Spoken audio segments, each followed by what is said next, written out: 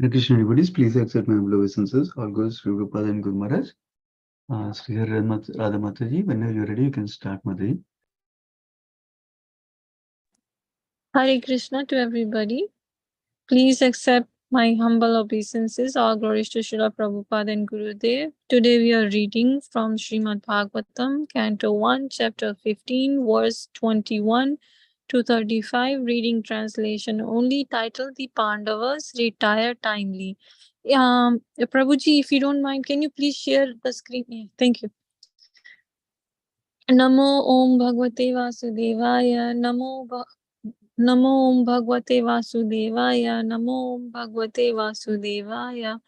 Narayana Namaskrityam Naram Chevam Narottamam Devim Saraswatim Vyasam Tato Jay Mudirate Nashtaprayashu Bhadrishu Nityam Bhagavata Sevaya Bhagavati Uttam Shloke Bhaktir Bhavat Bhakti Nishtiki पंचकल्पतरुभ्यः कृपा सिंधु एव च पतितनां पावनेभ्यो वैष्णवेभ्यो नमो नमः. Okay, 1 second. So, starting from verse number 21. 1 second.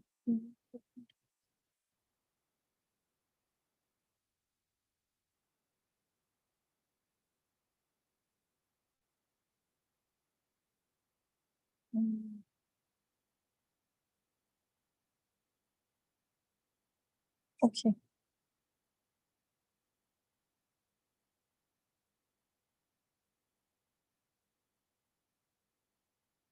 I have the very text 21. I have the very same Gandhiva bow, the same arrows, the same chariot drawn by the same horses, and I use them as the same Arjun, to whom all the kings offered their due respects, but in the absence of Lord Krishna, of all of them at a moment's notice have become null and void. It is exactly like offspring clarified butter on the ashes, accumulating money with a magic wand, or sowing seeds on barren land.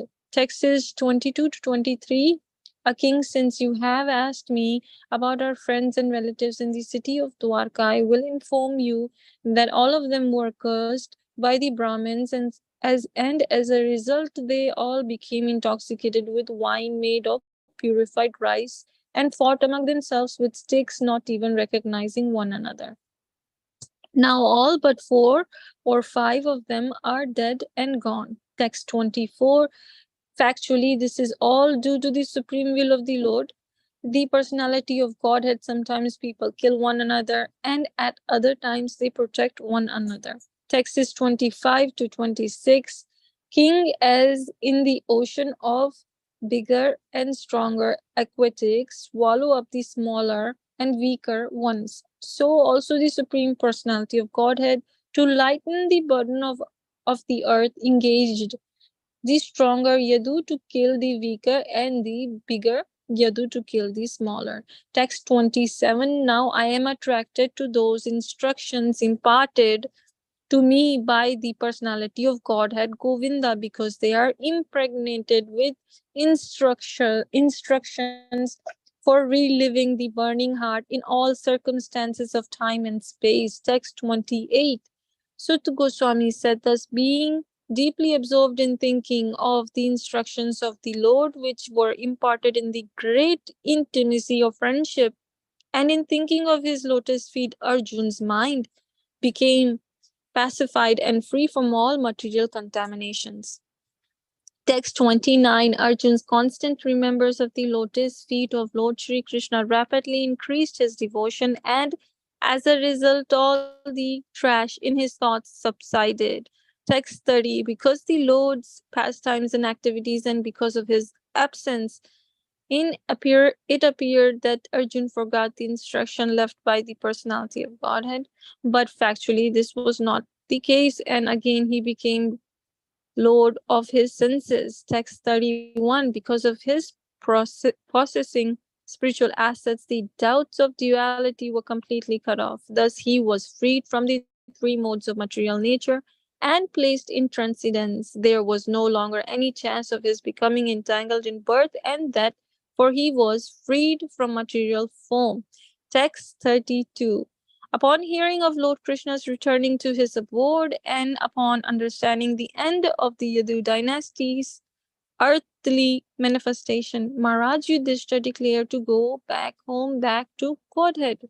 Text 33. Kunti, after overhearing Arjun's telling of the end of the Yadu dynasty and disappearance of Lord Krishna, engaged in the devotional service of the transcendental personality of Godhead with full attention and thus gained released from the course of material existence. Text 34. The Supreme Unborn Lord Shri Krishna caused the members of the Yadu dynasty to relinquish their bodies, and thus he relieved the burden of the world. This action was like picking out a throne with a throne, though both are the same to the controller. Text 35. The Supreme Lord relinquished the body which he manifested to diminish the burden of the earth, just like a magician. He relinquished one body to accept different ones, like the fish incarnation and others. Um, thank you, Hare Krishna. Over to you, Prabhuji. Yeah, thank you so much, Mataji. Hare Krishna. Yeah, Gopijana, Priya, Mataji, whenever you're ready, you can start, Mataji. Hare Krishna Prabhuji. Thank you so much, Prabhuji, for the opportunity. Thank you, Mataji, for reading the translations. Today we are continuing to read from Canto 1 of Srimad Bhagavatam, chapter 15, from 21 to 35. So if you remember the previous sections, we heard how Yudhishthira Maharaj has inquired about the welfare of Yadus, and he described the glories of Lord Sri Krishna, as well as he was asking how is the welfare of Arjuna himself, because Arjuna was not responding to his inquiries, and Yudhishthira Maharaj was suspicious about Lord Krishna disappearance from this earth planet, because he has seen those Kali's influence and also bad omens. And he also got the hint from Narada Muni that as long as Krishna is around, you can stay, and after that you can you can go back. So he remember about Narada hint, as well as seeing the influence of Kali in his kingdom. So, and also Arjuna was grief stricken. He was overwhelmed with the emotion. So Yudhishthira was asking the questions in the previous chapter.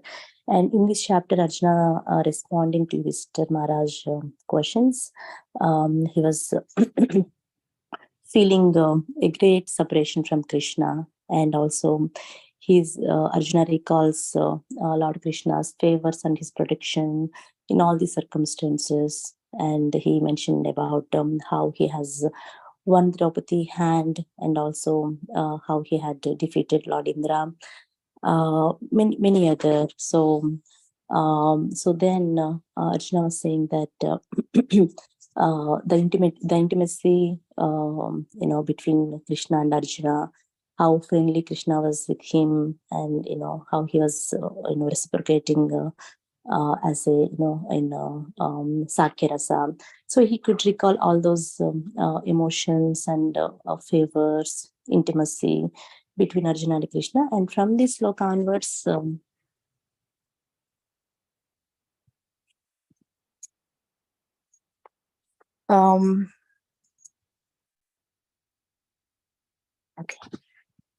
from 21 onwards, Arjuna is saying that I have the same very Gandiva bow, the same arrows, and the same chariot drawn by the same horses, and I use them as the same Arjuna. So, sorry, Prabhuji, I'm not ready for video. Sure, Mataji, then you can turn it off. Next time, next time I will. Sure, Mataji, yes. So here Arjuna is saying that I'm holding the same Gandiva, the same arrows, same chariot in Kurukshetra. I'm also the same person. But, in the absence of Lord Krishna, everything is null and void. And also here, metaphor is given just like offering clarified butter on ashes, accumulating money with a magic wand, or sowing seeds on the barren land. That means that we know that how great is Arjuna in his prowess as a great Kshatriya and warrior. How he killed, thousands and thousands of people in battlefield to establish the religious principles in the mission of Krishna. Even though he has everything, Gandiva, horses, arrows, but in the absence of Krishna, those are of no use. In the 20th sloka, we have seen how infidel cowhead man defeated Arjuna just like that.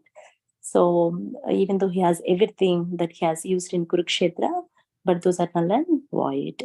It is like those are of no use, as analogies are given here. And in the purport, still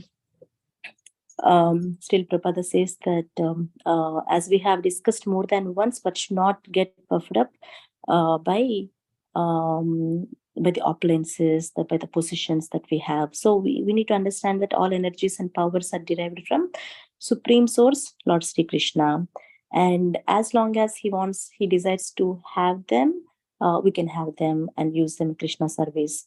But when they're withdrawn, that is also by Krishna's desire.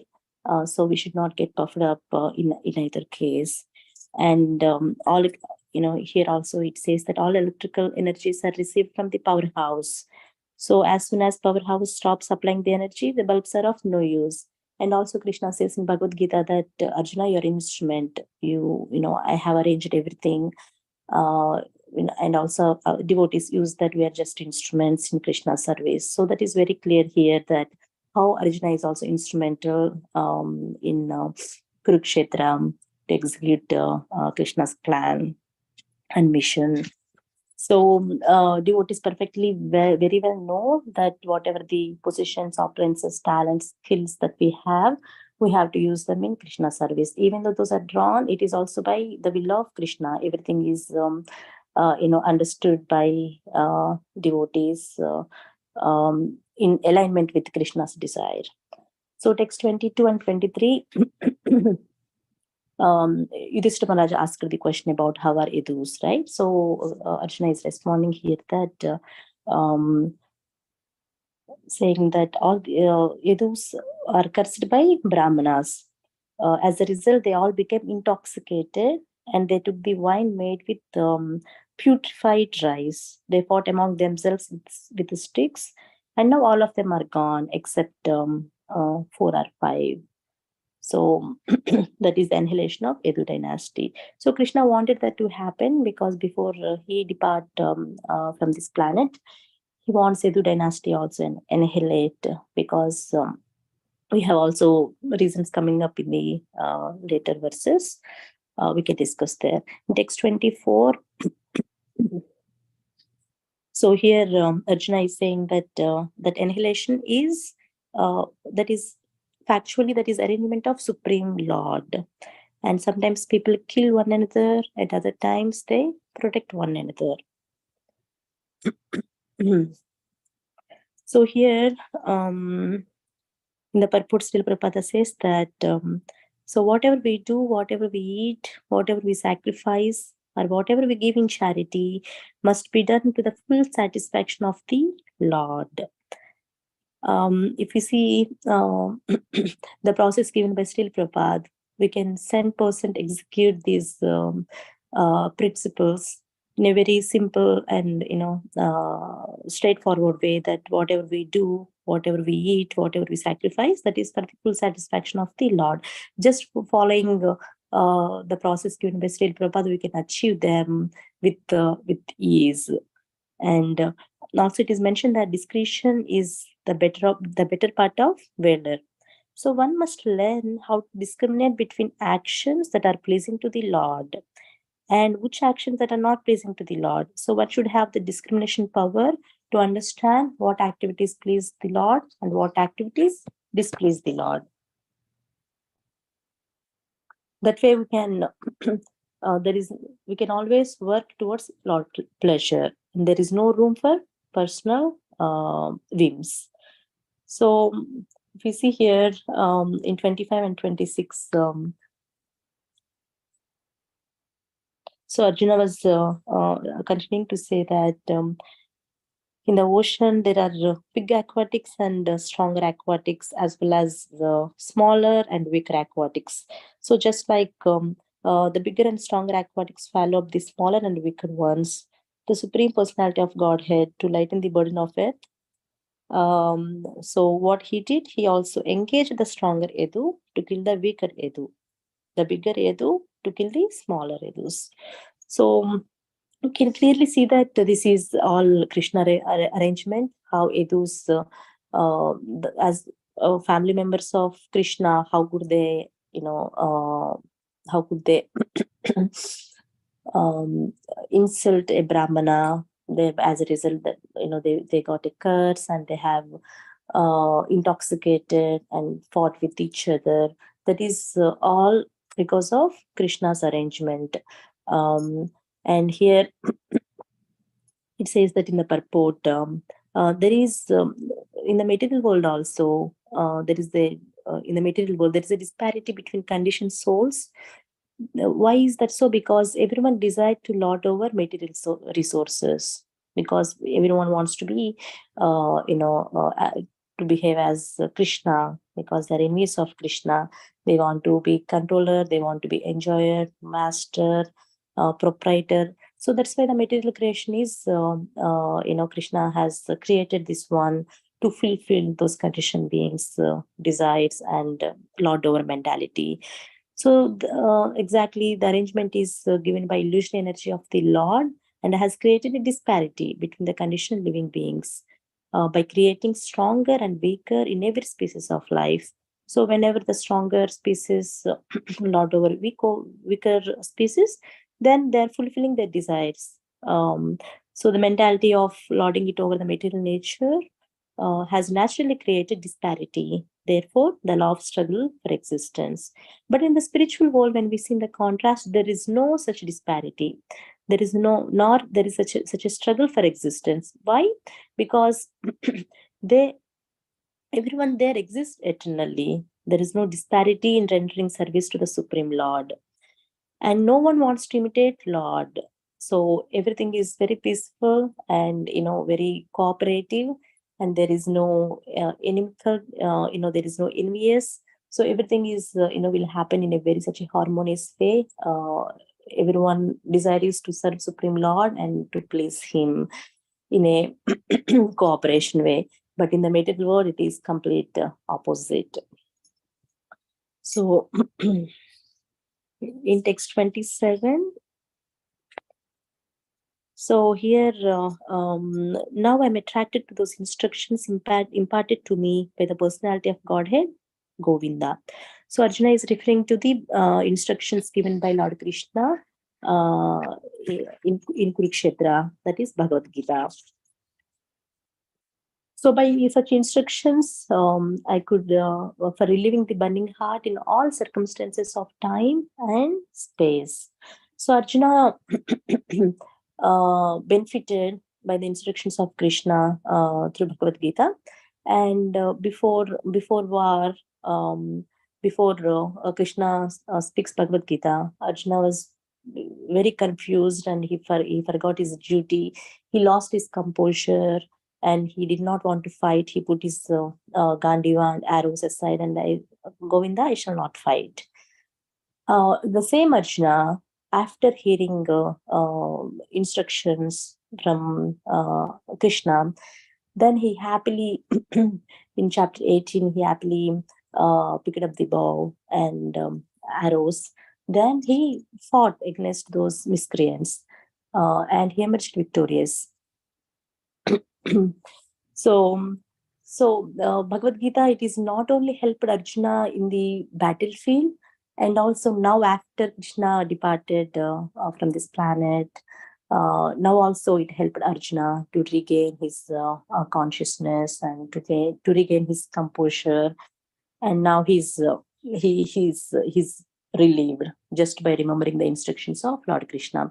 It is not only for Krishna, it is for all the living beings, for all the human beings, in all the time and space, or in all the land and all the times in the past and present and all the times to come. So Bhagavad Gita is eternal, and it helps all the human beings from confusions and to regain the composure. So in purport, the Srila Prabhupada has given the glorifications of Bhagavad Gita and how it helped Arjuna in all the circumstances. So the merciful Lord left behind him the great teachings of Bhagavad Gita. So one can take the instructions of the Lord even when he is not visible to our material eyesight. Material senses cannot have any estimation of the Supreme Lord, but by its inconceivable power, the Lord can incarnate himself to the sense perception of the conditioned souls.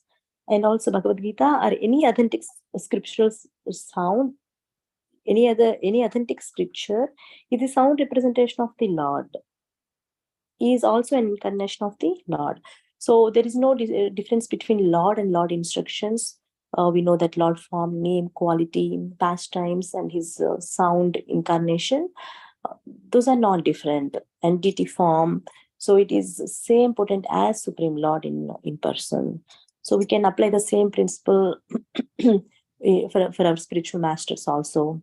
So whatever the instructions that we got from spiritual master, we can always remember them and have complete faith. So we don't have to, see our master render service to spiritual master in person all the time. But whenever we follow the instructions, it has the same potent.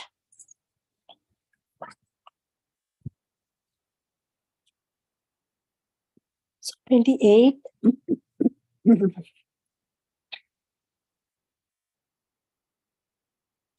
So thus being absorbed in thinking of the instructions of the Lord, and remembering Krishna's lotus feet, Arjuna mind became pacified and free from all material contaminations.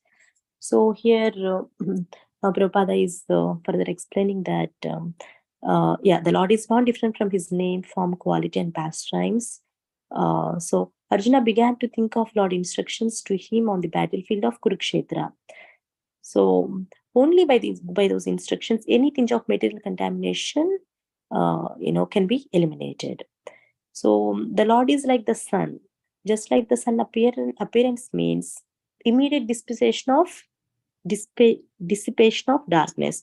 So as soon as the sun comes, we know that there is no darkness. In the same way, when we have the spiritual knowledge, there is no place for ignorance. So as soon as we have Lord appearance in our mind, then we can drive away the miserable material effects. So that's why Lord Chaitanya Mahaprabhu recommends constant chanting the name of the Lord for protection of all contamination from the of this material world.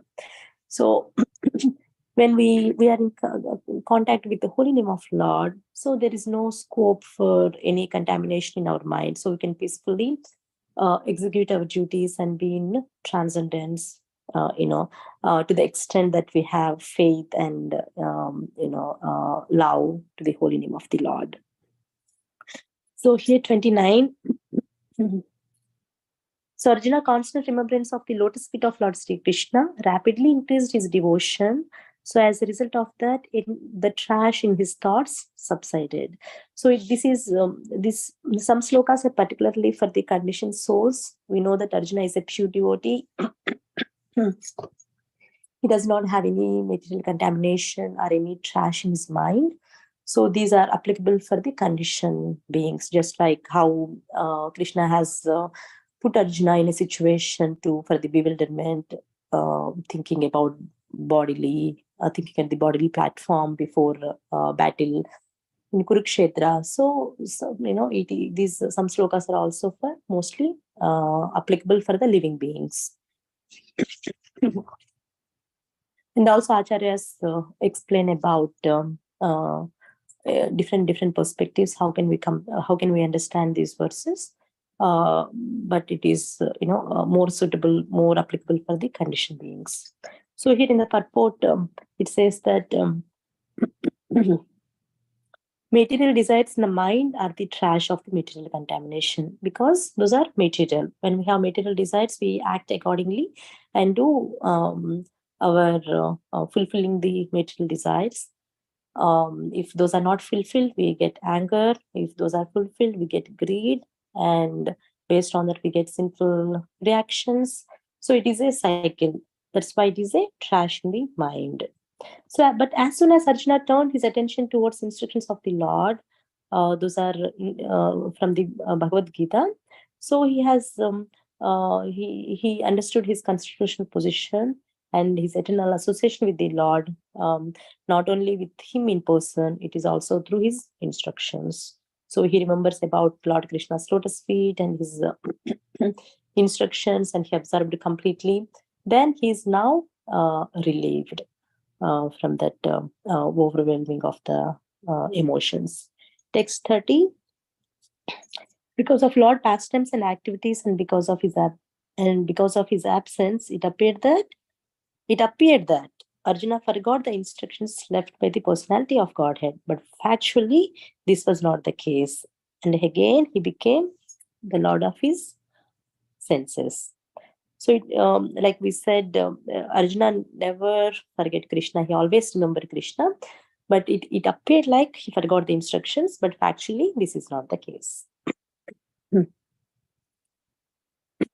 So in the purport, Srila Prabhupada has given the activities of the Lord are eternal, and they're manifestations of his Atma Maya, that is his internal potency. So all pastimes or activities of the Lord are spiritual in nature. But layman, what they think is, because they are at the material level, they also think that Lord is at the same level as they are. And the activities that are done by Krishna, they also ascribe those activities to the material activities, which is a great offense. And Krishna says clearly that he appeared by his internal potency, and all the activities are transcendental, and whoever understand his janma and karma, they are they're ready for liberation. They can go back to Godhead. Just understanding his appearance, disappearance, and activities, those are transcendental. We can also transcend these material modes. And 18.65 Bhagavad Gita, Manmana bhava madbhakto madhyaji mam namaskuru mam evashyasi satyam te pratijane priyosme. So one should think of Lord always. The meaning is also given by Srila Prabhupada here. So we should always think of Lord always. The mind should not forget him. One should become a devotee of the Lord and offer obeisances unto him. One who lives in that way becomes undoubtedly endowed with the blessings of the Lord by achieving the shelter of his lotus feet. Because Arjuna was his confidential friend, the secret was disclosed to him. So we can clearly see here Krishna's heart, and also his intimacy with Arjuna, because his confidential friend, this secret was given to Arjuna. And by mercy of Krishna and Arjuna, we can also understand that what makes Krishna more pleasing, and what is our duty as a servant of Krishna, to always think of him, to render service to him, and become a devotee of him, and offer obeisances unto him. So so Arjuna has no desire to fight with his relatives, but he fought only because to fulfill the mission of Lord Sri Krishna. And so after Lord's departure, he remained in the same transcendental position, even though he appeared that he forgot all the instructions of Bhagavad Gita.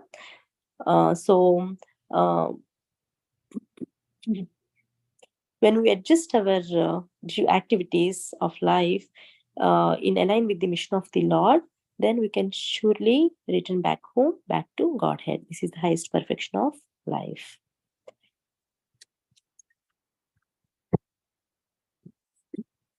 Text 31. And because Arjuna is possessing spiritual assets, all the doubts of dualities were completely cut off.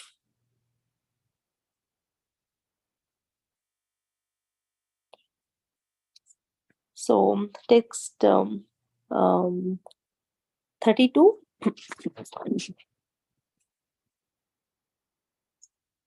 So upon hearing this, Lord Krishna has returned to his abode.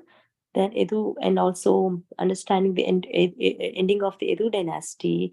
So Maharaj Yudhishthira also decided to go back to go back home, back to Godhead. Because he got the hint from Narada that you can be here only as long as Krishna is here on this earth. And also devotees, feeling separation from Krishna, and after executing all their duties, they really want to go back and to engage in personal service of God in his personal abode. So Yudhishthira Maharaj also decided to go back to Krishna's abode. 33. And Kunti also heard Arjuna telling that Edu dynasty has ended and also Lord Krishna has disappeared. So she also engaged in devotional service and with full attention, and she gained release from the course of material existence.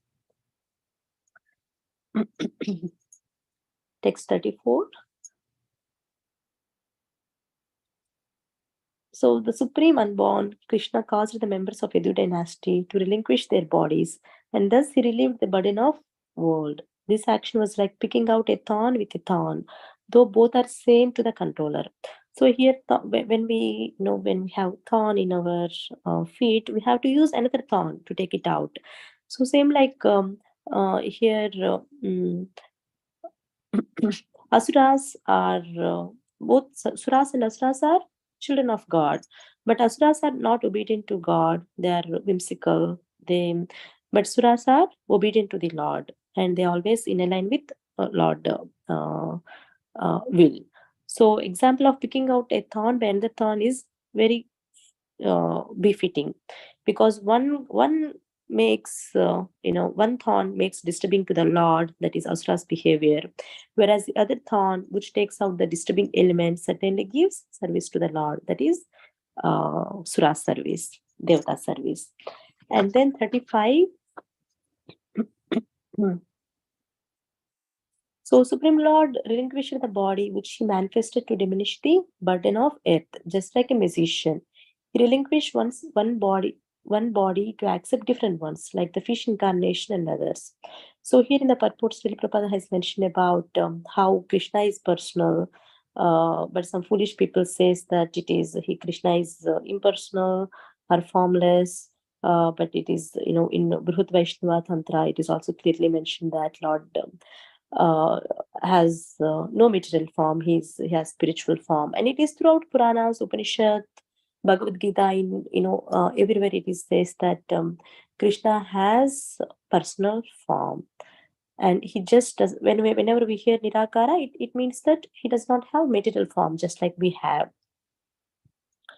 So here, even Krishna himself, he says in Bhagavad Gita 7.24 and 25, some foolish people say that impersonalists think that I have no form, but it is they will not understand, even though those are scholars in the Vedic literature, they're practically ignorant of my inconceivable energies, because they are covered by Maya, that is by mystic curtain. They will not understand me, Krishna says that. So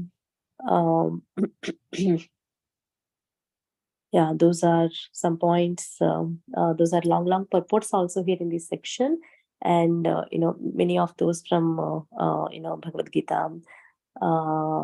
And we will send you a couple of nice purports to read from.